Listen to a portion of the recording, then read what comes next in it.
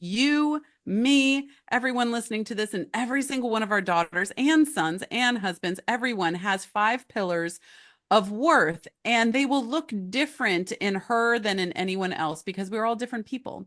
But what you need to do is figure out how she can be seen and be heard and know she's loved and belong and have a purpose. When she comes home from school or she comes home from work or wherever she's coming in, or your next interaction you have with her, make eye contact with her and not just assume that she's hearing you or assume that it's her because she's in the room, but actually say her name kindly. Kindly say her name.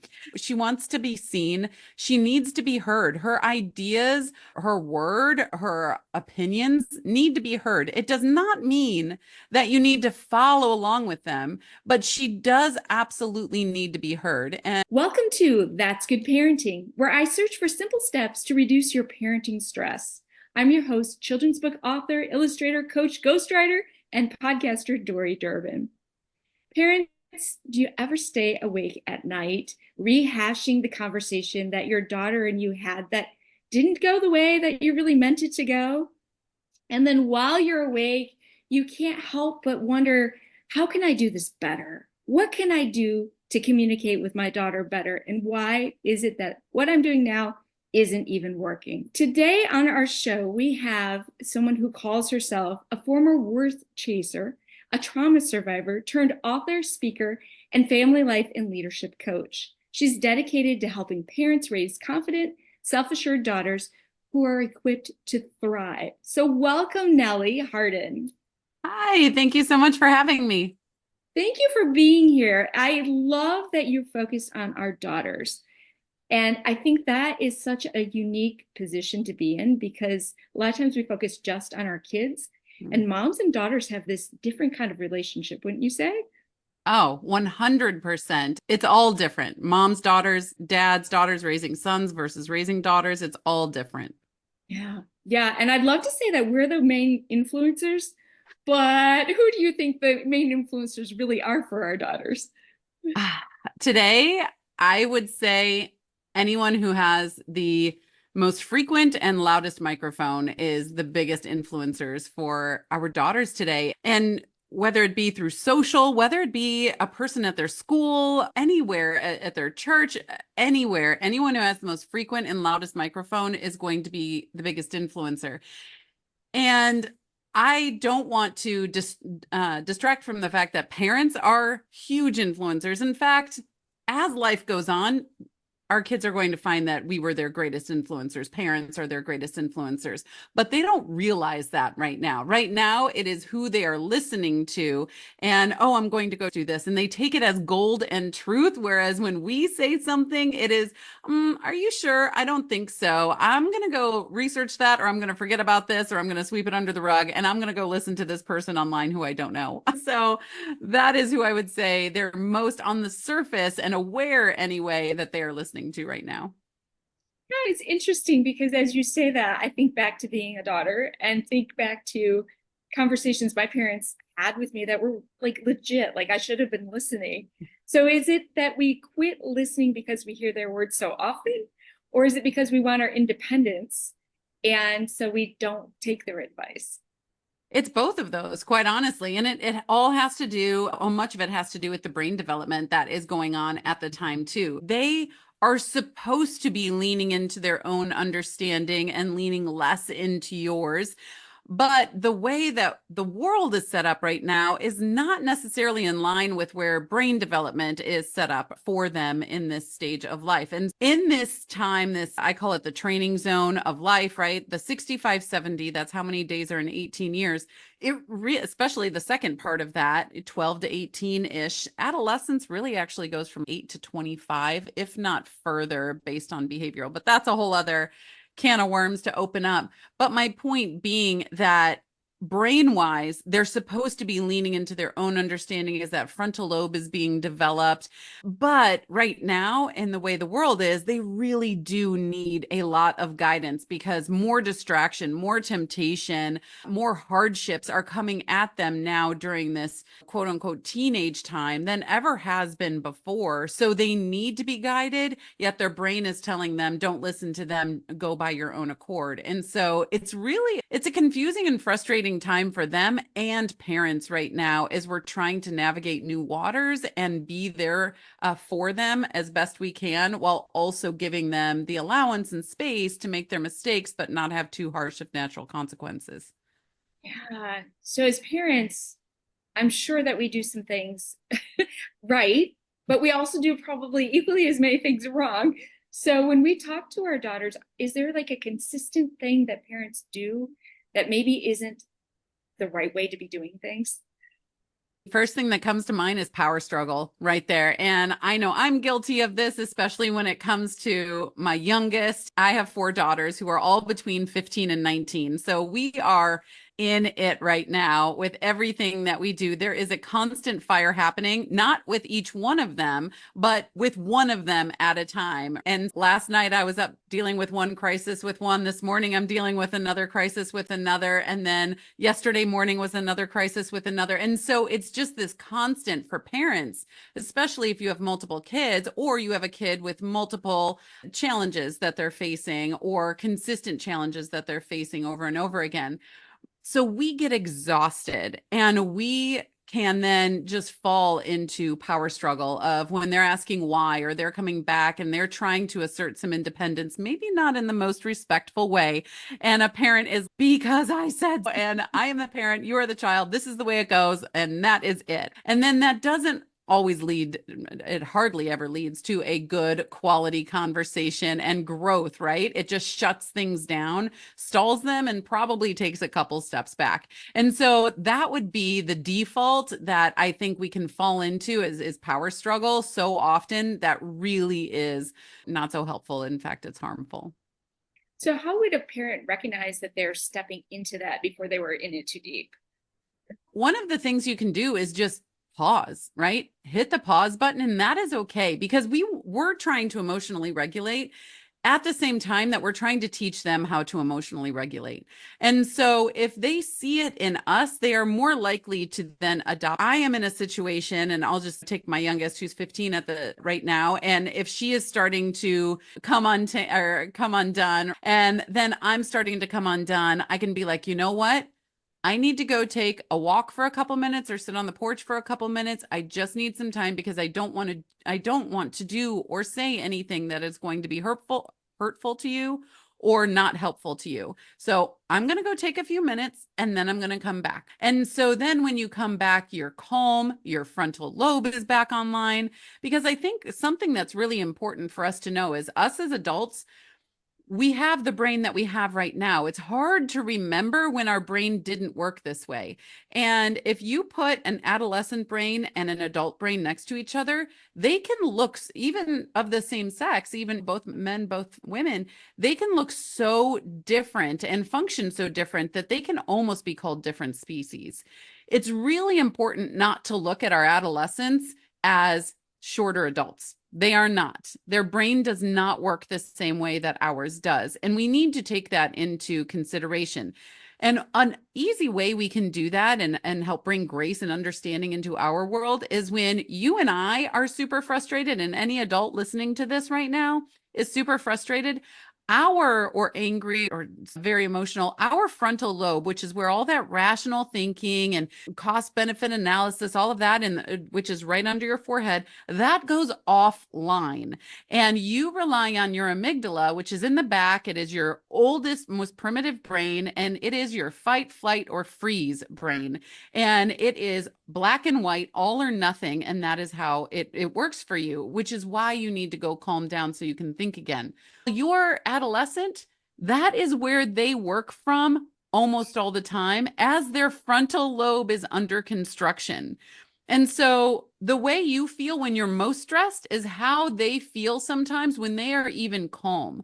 And so understand that and have some more grace for them in how they have to make decisions, think, study, interact with people also. And the more we can understand that, the better parents we can be as well in guiding and teaching them.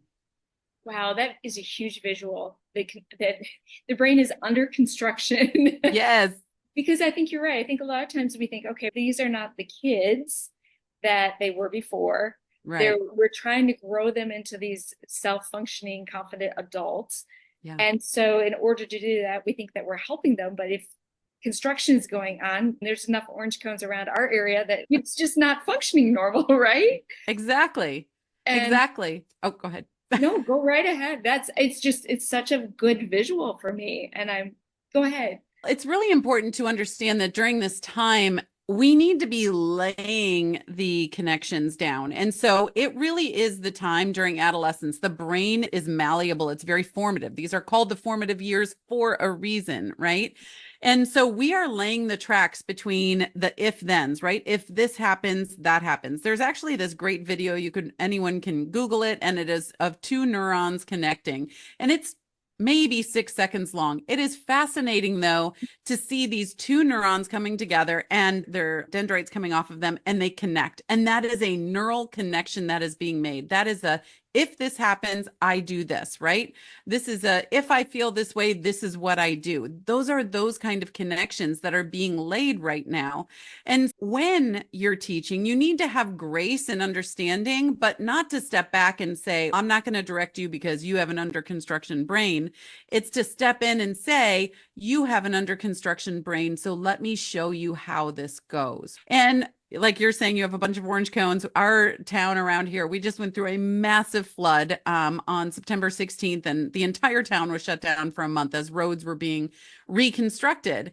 And during that time, those orange cones are up, it's under construction. And for us, that doesn't mean that we can ride on it, obviously, but there are workers in there diligently 24/7 working in order to make this happen. And so that's something we need to keep in mind too. There is work being done in there, and you can speak into that work, even if it's not fully ready yet, because it really is you, the main teacher, main influencer, main guide and trainer during this time, that can lay the best foundation for them. That's cool. I love that image. And I love how you're asking, it sounds like you're asking them to ask questions. Yes. What can you do? So you're not telling them the road goes this way. It's Yeah. more, how do you think that we're going to get from point A to point B? So that's really neat. I guess that would help too with that desire to fall back into old habits, because I think that's something too. Like, we learn so much from our own families. We learn from the habits that seem to get results. And then we try to apply them to like I'm calling them kids, but teens Yeah. who are changing and growing. And we haven't even considered that there's other options. We're just going to the first thing. So that slowing down, that pausing is probably helpful. Are there other things that would be helpful for parents to change some of the habits that they've been using that aren't going to keep working for them? I think it is imperative as a parent to take an inventory of yourself and say, what is it in my core beliefs, my core values that I want, my core behaviors, right? That I want to pass on to my kids, and what do I not want to pass on to my kids? And once you make that distinction, because not everything needs to pass on, that is how we can have elbows in these generational stories of pain and hurt that have been happening, right? And so you can be the elbow in whatever chain you're doing, good or bad. So let's stick with the good, right? But you want to move forward, and you can say, okay, I don't want to pass this on. For me, in my family growing up and for generations, we have a quick trigger, right? We have a very quick trigger. And so I can be open and honest and vulnerable with my kids and say, I am getting angry, and I get angry very fast. So I want to pause because I don't want to go there. And I want to back up a little bit, get my brain back online, not be reactive, but actually be intentional. And this is what I'm going to do, because I don't want you to grow up thinking that's okay either. And so be the elbow in your story and see what you can do. But our brains have this beautiful thing of pruning that they do as well. And so You think about, I don't know, and if anyone has dogs, in my backyard, my dogs always go on the same route, and there is a rut of no grass in that rut that they go in, right? And so that is the same way in our brain. The more this connection from here to there is being established over and over again, the deeper that rut is. And the easier it is to fall in that rut, right? It goes wider, it goes deeper, and it's easier to fall in just by default. And if you intentionally, for long enough, say, nope, I'm not going to go on that route, I'm going to go around and do this other thing, then that old route starts to fill in and get shallower and thinner. And then eventually it can prune itself too. So we have so much more choice in our life than we really give ourselves credit for. And that's something you can empower your kids with every single day because their entire life is built off their choices. And so is yours. That's such a good, you're so good at these images. I'm a very visual person. Can you tell? That's why I'm buying into this really well. So I'm just thinking about the parents who are listening and they're saying, okay, I don't have a ton of bad habits, but one of the things I'm struggling with is I just can't even talk. Like kid gets home, my daughter gets home, we say hi, good, fine. She's off checking out the latest TikTok video, whatever's going on. Being influenced. Right. And so where or how do you start to bridge that gap of wanting to make the positive changes and wanting to bring back the communicating again? Absolutely. So first of all, we have some F words in our house that are not allowed to be said, and fine is one of them. And because that is just a shutdown. How was school? Fine. How are you doing? Fine. Okay. I'm looking for a connection here and I would love to connect with you and do that. And if they come home from school, they're exhausted, they need some downtime, that is completely okay. But at some point during the day, have those conversations that are a lot more than just quote unquote fine. But in order to provide, you want connection. In order to have communication, you have to have connection.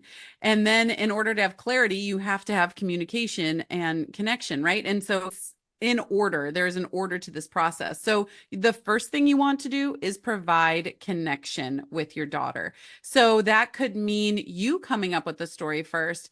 Hey, how are you? I hope you had a great day. Fine, or what have you.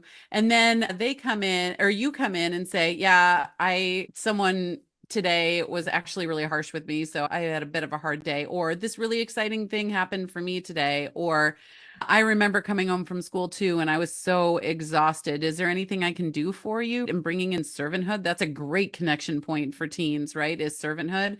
But find a place of connection, some common threads that you guys have together. Maybe go for a walk, right? Nothing even needs to be said on these first couple of times. Just spend some time. I've had a lot of parents with daughters who love those adult coloring books, right? Just sitting down or doing a puzzle together, right? Just providing the space and time with some action that you're doing together and something that you both enjoy. Maybe it's building something, whatever that is, but find a connection point and move forward toward communication from there. Awesome. The first thing I thought of was going to Ulta for some reason. That is a great connection point. Yes. You get so educated as a parent when you go there. How did you know about that? Interesting. Yeah. Yeah, no, I think that's really valuable. I love that fine is an F word in your house because that was one of our biggest struggles, especially when they're off doing their own thing and they're busy. And so my brain goes, okay, what's going on? Why am I getting one word answers? Inconvenience, timing, whatever it is, it still feels like you said, it's like a block. Yeah. Right? Yeah. And so if we're answering back the same way and getting upset about this one word, then that communication just shuts down and nothing's going to happen, right? Yeah. So I love that idea. Oh, that's really good. So, go ahead. Yeah, please. I was just going to say something I really, really, really recommend is one-on-one time with each of your kids every week, a touch point. And so this there's so many layers to the benefits of this, but this breaks down the hierarchy of parenting that our kids are, first of all, fed from culture, but also that can just naturally come to be as because they're like, I'm trying to assert my freedom, and they're what they see is holding me back. Whereas all we're trying to do is help teach them healthy boundaries, right? And so having one-on-one time each week that they can count on, that is on the calendar and it is scheduled and it can be relied on, is really important. And so in our home, we do Monday and Thursday nights. So every Monday night, it's two kids, and every Thursday night, it's the other two kids. And my husband and I switch in between who we are doing. Any one of my daughters knows next Monday, I have a time with mom or dad, depending on whose week it is. And even for my college students, we do it over FaceTime for my college student. And then for my ones that are still here, we do it in person, usually in their rooms, laying in their beds, in their space. We're just talking. And sometimes it's just fun banter. Sometimes it's, hey, how are things going? How are your friends? What's going on at school in the sports? Sometimes it's courageous conversations that need to be had that are hard. And sometimes it's some of that creative energy and creative space that we talked about. My youngest, one of her favorite things, we will sit there, we'll talk and everything, and then she loves to watch funny dog videos on Instagram together. And I'm fine with that, because you know what that does? That fills her algorithm with funny dog videos and Instagram, and I am a-okay with that. Parent hack 101 right there. And anyway, but having that relied upon time that is a connection point, our kids like it. I will tell you that Monday and Thursday nights are the only time, because we have a TV show that we watch at night, is the only time that the TV goes off at 9 and it's one-on-one time. The other nights, can we wait just a couple more minutes? You wait till the next break or whatever. But those nights, it's let's do one-on-one time. They look forward to it too, and we've been doing it for years. And you can start it at any time. That's awesome. And okay, I have to go back to something you said. What are courageous conversations? Oh, courageous conversations are the hard ones, right? The uncomfortable ones that you need to have, where they aren't going to like what you have to say, or you're not going to like what they have to say, right? But you need to set yourself up for success with those. And they don't always just happen in that one-on-one time, right? Because you want that to be a safe, good space. So I do not recommend that every week is a courageous conversation. But that is when you show up and you are calm, first of all, because of all the things we talked about earlier with our frontal lobes and under construction and emotional offline. And so show up, you need to be calm. You need to be curious and ask a bunch of questions, right? So many times our kids will actually answer their own dilemmas, their own situations or issues by you asking questions about it. Why do you think they did that? Why do you think you made that choice? And they're like, I don't know, let's go back, because every action actually has a whole trail behind it. It comes from thought, then to feeling, then to decision, then to action.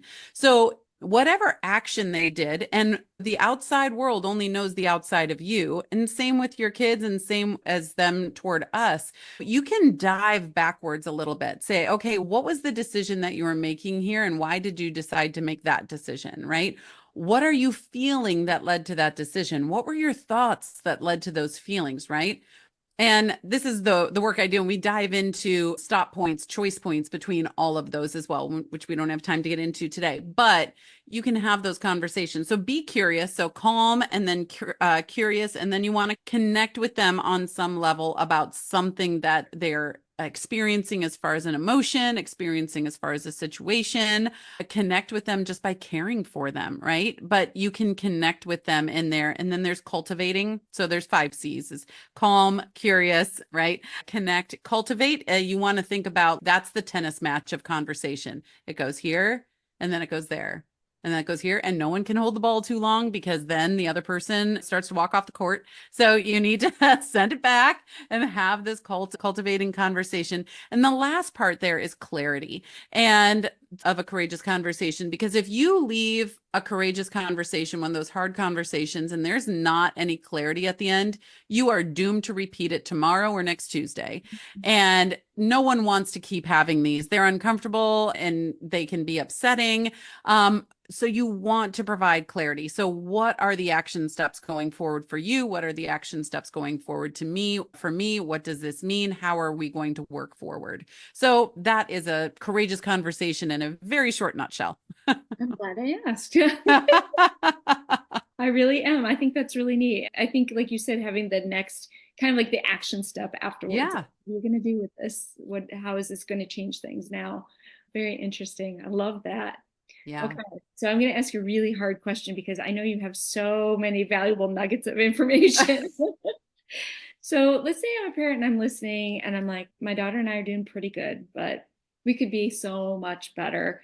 And I want to grow her into a relationship with me that can continue on into adulthood, right? So what are 3 to 5 things that I could do as soon as I get done listening to this podcast that could help foster that relationship later down the road? First of all, it's going to take vulnerability on your part in order to let her know that's your intention. Let her know your heart so that she sees through whatever you're doing in order to lead in that intention, right? She doesn't see it as you're trying to strip her of freedoms, you're trying to do this, right? You're working against her. You're actually working for her all the time. Before I get into these 3 to 5 things, yesterday I saw this perfect montage, and anyone who has seen Jerry Maguire in that scene where he is, I forget even the characters' names, it's been so long, but Jerry Maguire is telling his client, do you know how hard it is to be fighting for you every day? It's so hard. And I was like, it says at the top, like every mom of a teenager. And I was like, oh yes. Like I am for you. And it is sacrificing everything. And it was just so funny to see that. But okay, so 3 to 5 things that you can walk away with right now are honestly her pillars of self-worth. You, me, everyone listening to this, and every single one of our daughters and sons and husbands, everyone has 5 pillars of worth, and they will look different in her than in anyone else because we're all different people. But what you need to do is figure out how she can be seen and be heard and know she's loved and belong and have a purpose. Okay. When she comes home from school or she comes home from work or wherever she's coming in, or your next interaction you have with her, make eye contact with her. Okay. Make eye contact, say her name. Her brain lights up in a different way when you actually say her name. Okay. And not just assume that she's hearing you or assume that it's her because she's in the room, but actually say her name kindly. Kindly say her name.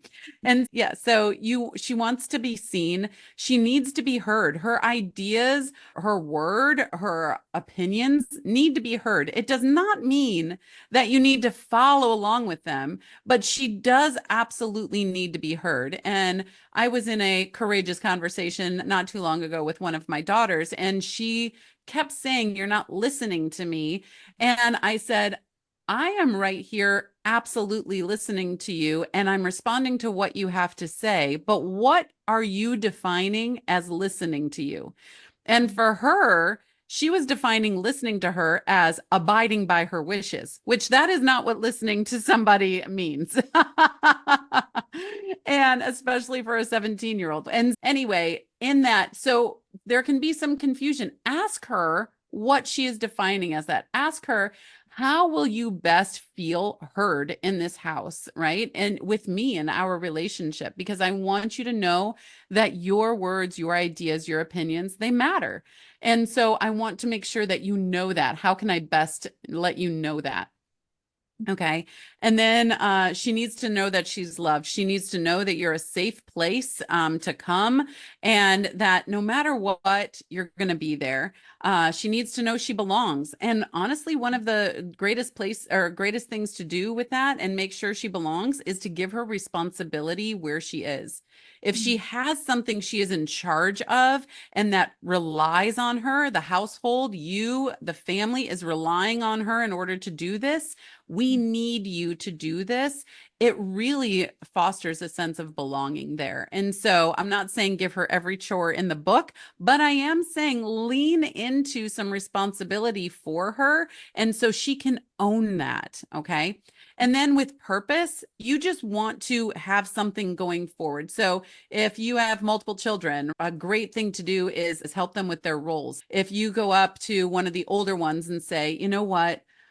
I was talking to your little sister earlier today and she really needs help, but I know you can really help her in this area more than I ever could. Do you think that you could go and talk with her later on tonight and she can learn from you and the wisdom that you have because you've been through this season recently, right?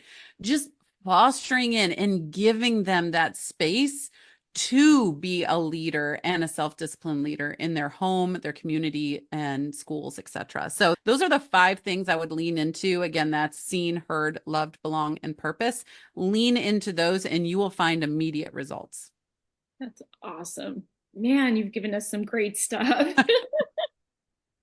All right, Nellie, tell us where they can find out more information about you, what you do, what you offer, how they connect with you the easiest. Yeah, absolutely. My website, that is the easiest place to find it all. And you can go there. You can sign up to meet me in your inbox every Friday. I would love that.